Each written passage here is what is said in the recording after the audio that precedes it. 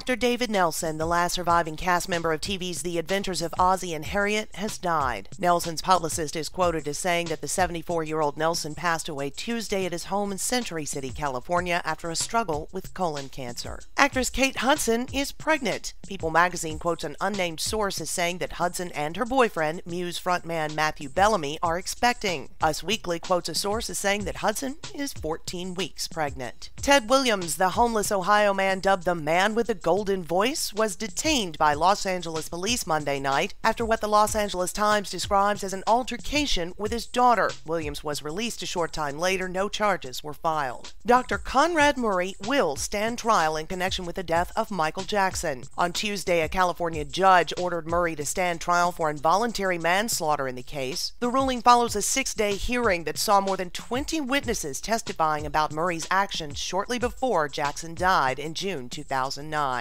This has been Celebs in 60 Seconds.